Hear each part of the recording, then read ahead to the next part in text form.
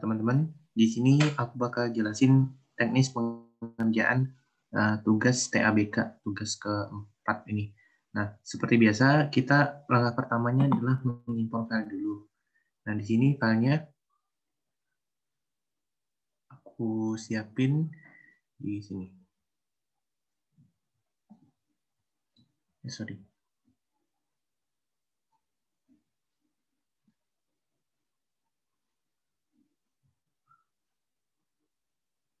Oke. Nah, sebentar. Jadi kalau misalnya kita udah mengimpor filenya, yang bakal muncul itu adalah bagian atau kolom NIP peserta. Nah, NIP peserta itu ada kita lihat.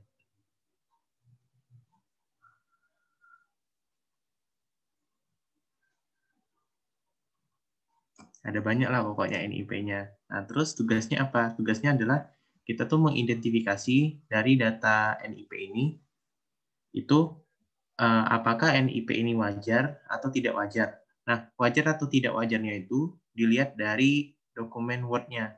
Jadi di dalam RAR-nya tugas 4 itu kan ada dokumen Word. Nah, di situ dijelasin tuh apa-apa aja yang jadi ketentuannya. Nah, jadi pertama kita breakdown dulu. NIP itu terdiri dari apa saja. Nah, NIP itu terdiri dari 8 digit pertama, 6 digit berikutnya, dan 1 digit berikutnya, sama serta 3 digit terakhir. 8 digit pertama adalah tahun lahir, bulan lahir, dan juga tanggal lahir. Jadi terbalik dari tahun, bulan, tanggal. 6 digit berikutnya adalah tahun dia selesai CPNS atau tahun bersangkutan diangkat menjadi CPNS. Nah, di sini tahun sama bulan aja. Terus 1 digit berikutnya itu adalah digit yang menentukan jenis kelamin. Laki-laki untuk angka 1, perempuan untuk angka 2.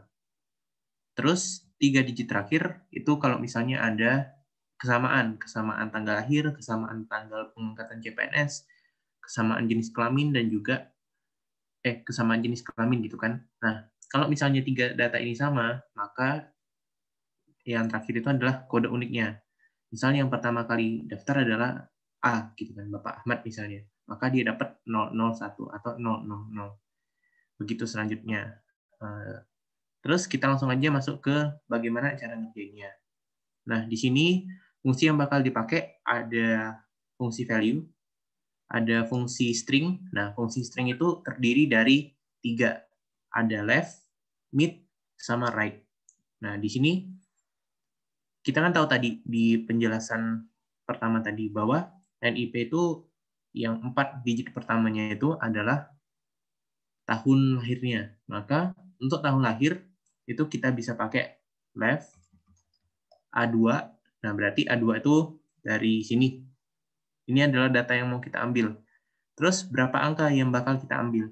Nah, karena tahun itu kan ada 4 angka ya, 1981. Maka di sini left A2 titik koma 4. Nah, terus kenapa di sini harus ada value-nya? Nah, value itu adalah rumus untuk mengubah dari teks menjadi angka. Kalau misalnya tadi kita nggak ubah, dia tuh bakal 191-nya di kiri. Nah, kalau dia di kiri ini menandakan bahwa ini masih dikenalin sebagai teks. Gitu ya. Jadi supaya bisa berubah menjadi angka, maka kita pakai value, terus dalam kurung left A2 titik 2,4. Ini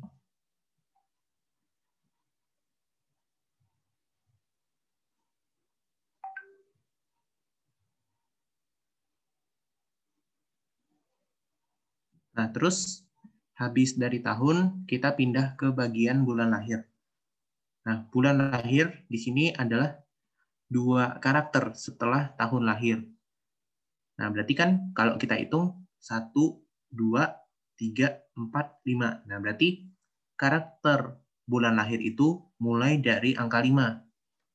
Nah, terus boleh nggak kita pakai left? Nggak bisa, Karena left itu dari awal sekali. Kita pakai fungsi mid. Nah, fungsi mid ini acuannya sama ya, masih di teks A2, terus mulai karakternya itu adalah nomor 5. Tadi 191, terus yang satu ini kan itunya, mulainya. Terus berapa angka yang bakal kita ambil? Karena bulan lahir itu kan 2 angka tuh, 01, 02, sampai dengan 12. Maka di sini kita kasih tanda 2. Terus jangan lupa dikasih rumus value. Jadi rumusnya adalah value dalam kurung bit A2, 5 sama 2. Dapatlah angka bulan lahirnya 12. Terus dari bulan lahir ini kita deteksi dulu. Ini bulan lahirnya wajar atau enggak? Nah, gimana melihatnya wajar atau enggak? Bulan lahir itu kan batasnya tuh sampai angka 12 tuh, sampai bulan Desember. Berarti apabila C2 ini lebih besar dari 12, maka dia disebut tidak wajar. Sementara kalau misalnya dia tidak memenuhi syarat C2 lebih dari 12, atau dia tuh dari angka 1 sampai dengan 12, maka dia disebut wajar. Nah, di sini kita udah deteksi ada yang wajar, ada yang tidak wajar. Nah, untuk mengcopy rumusnya tinggal dipencet ujung sini ya. Kursornya diarahin ke ujung kanan, terus pencet tanda tambah. Terus untuk tanggal lahir, konsepnya masih sama. Nah, untuk memudahkan pengerjaan, ini nggak usah dihitung lagi nih, nomor 7. Tapi cukup ini di copy, terus dimasukin ke tanggal lahir. Nah, di sini kan masih A2 nih. Nah, kita hitung. A2 ditambah 5, berarti kan A7. Nah, maka dia startnya di A7. A2, start number 7. Nah, terus berapa angka yang mau diambil? 2. Nah, gitu ya. Jadi, nggak usah ngitung 1, 2, 3, 4. Cukup 5 ditambah 2 sama dengan 7. Nah, dapatlah tanggal lahirnya. Terus untuk tahun masuk. Nah, tahun masuk itu adalah karakter setelah tanggal lahir. Nah, tadi kan kita udah pakai 7 tuh. 7 ditambah 2, berarti sekarang 9. A2, 9. Nah, ingat, karena dia tahun masuk, tahun itu terdiri dari 4 karakter. Maka kita buat 4. Sama. Terus usia CPNS. Nah, untuk menguji apakah tahun masuk dengan tahun lahir itu konkret atau datanya benar, valid. Nah, jadi ada peraturan bahwa usia CPNS itu minimal 18 tahun. Tapi aku di sini belum sempat SS ya. Mungkin nanti boleh dicari lagi. Nah, jadi kita tinggal kurangi nih. Tahun masuk dengan tahun lahirnya. Nah, rumusnya kopas ke bawah, baru kita deteksi. Kalau misalnya dia di bawah 18 tahun, nih, H2 kurang dari 18, maka dia tidak wajar. Nah, sebaliknya kalau misalnya dia nggak memenuhi syarat H2 kurang dari 18 tahun, maka dia disebut wajar. Terus untuk bulan pengangkatan, nah ini bulan pengangkatan hampir sama kayak bulan lahir rumusnya. Oh iya, di sini kan kita pakai value mid A2 94. Berarti untuk di sini rumusnya di copy, terus mid-nya itu mulai dari 13. Nah, bulan pengangkatan 2 karakter, dapatlah bulannya. Nah, untuk rumusnya itu sama ya. Kalau misalnya dia di atas 12 bulan, di atas angka 12, bulannya ini berarti dia tidak wajar. Terus kita masuk ke jenis kelamin. Nah, untuk jenis kelamin, itu adalah satu karakter setelah bulan pengangkatan. Nah, karena ini udah 13, kita tambahin 2, berarti nanti di sini startnya di 15. 15 titik koma 1, karena jenis kelamin itu cuma dituliskan dalam satu karakter aja, antara 1 atau karakternya 2. Nah, kalau misalnya dia 1, maka if L2 sama dengan 1, titik koma, value if true-nya adalah laki-laki. Terus ini titik 2, mulai lagi pakai fungsi if. If, buka kurung, L2 sama dengan 2, maka dia perempuan. Kalau misalnya bukan keduanya, bukan satu atau bukan dua, maka dia disebut tidak wajar. Nah, terus kita masuk ke kesimpulan.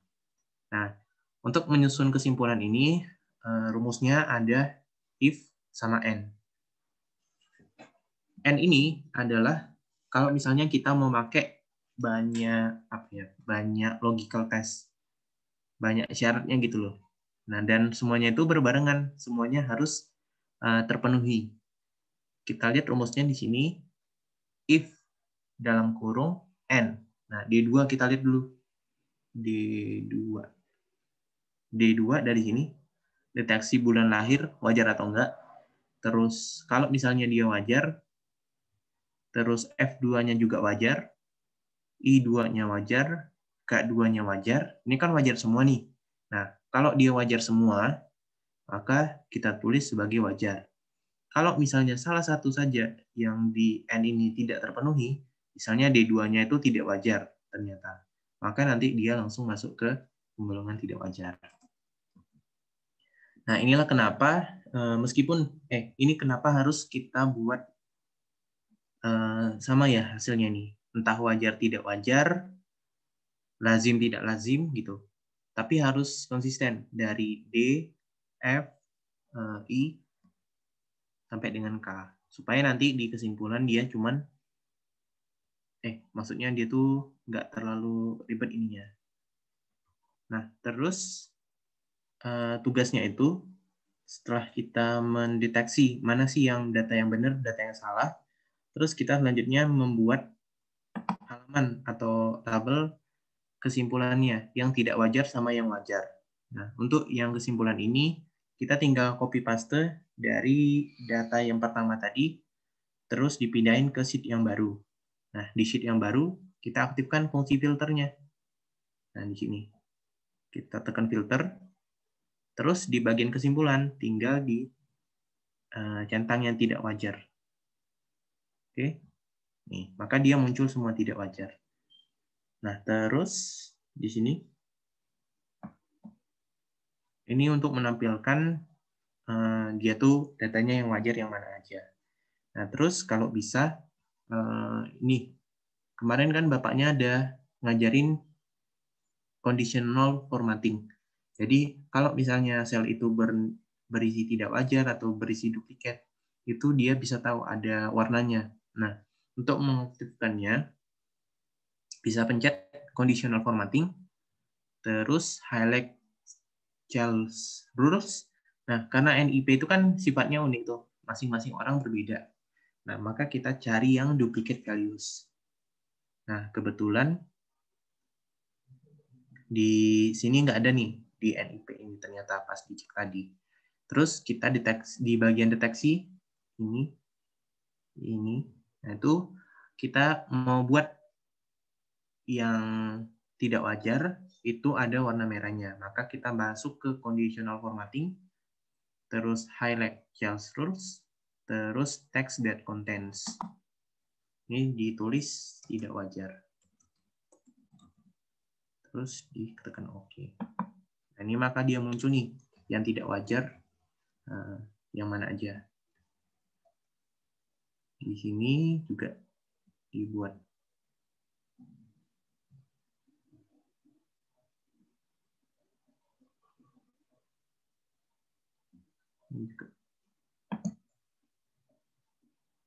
Additional formattings.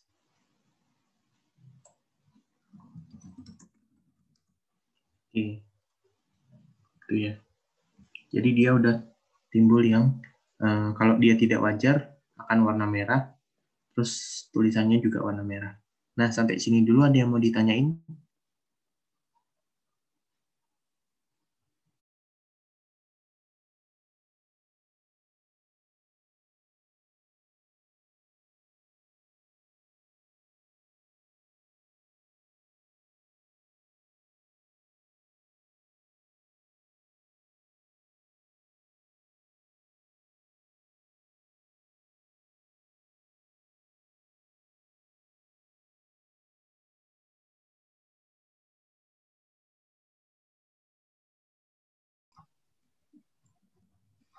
Yang ini ya. Oh, enggak yang jenis yang sebelah lagi yang K1, Jos. Ini. Oh, berarti ya kayak bener yang laki-laki deh, Jos. Heeh. Mau lihat Oh iya, ini tadi yang ada yang itu ya, ada yang salah nih. Eh,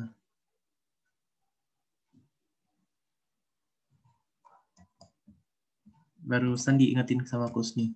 Nah, jadi di sini aku belum masuk ini. Kalau misalnya M4 M ke bawah nih, itu kayak mana cara buatnya? Nah, karena di sini aku buatnya laki-laki perempuan supaya mudah, itu bisa buat apa ya? Kolom baru tuh di sampingnya.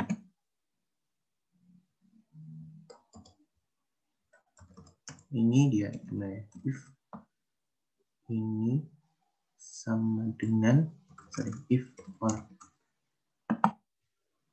sama dengan 1 sama dengan 2.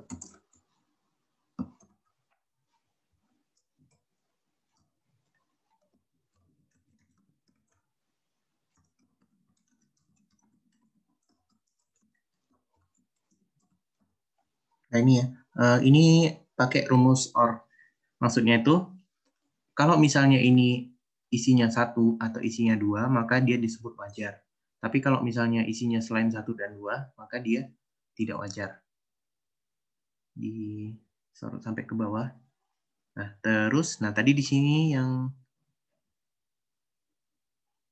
N2 belum dimasuk ini. N2 sama dengan wajar. Nah, sip. Jose, cara bedain pakai rumus OR atau N tuh gimana sih? Kalau N itu semuanya harus ngikutin. Gimana ya? Misalnya ini nih. N. 1 sama dengan 1. 1 sama dengan 2. Nah, ini kan kita tahu tuh, 1 sama dengan 1 adalah pernyataan yang benar. Sedangkan 1 itu harusnya nggak sama dengan 2. Maka dia di sini false. Kalau misalnya OR, cukup salah satu aja yang benar. 1 sama dengan 1, terus 1 sama dengan 2. Nah, dia jawabannya true. Nah, kalau penggunaannya di sini, kenapa sih yang di sini harus pakai N? Karena setiap kali kita mendeteksi, itu datanya harus nilainya wajar. Nih, wajar. Kalau misalnya salah satu aja nggak wajar, berarti dia dinyatakan sebagai satu sheet yang salah. Satu sel yang salah. Gitu. Nah, terus kenapa tadi yang di sini pakai OR? Karena ada 2 data yang benar, antara 1 atau 2. Nah, selain yang 1 sama 2 itu, berarti dia tidak wajar. Nah, kira-kira gitu. Oke, thank you, Jose.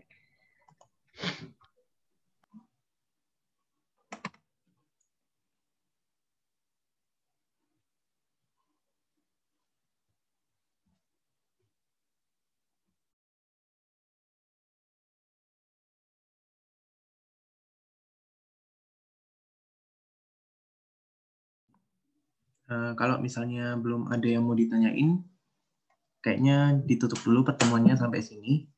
Makasih teman-teman, selamat mempersiapkan kelas praktik. Makasih Jose. Makasih banyak, Jos. Oke, makasih, Jose. Oke, Jose. Makasih, Jose. Makasih banyak, Pak.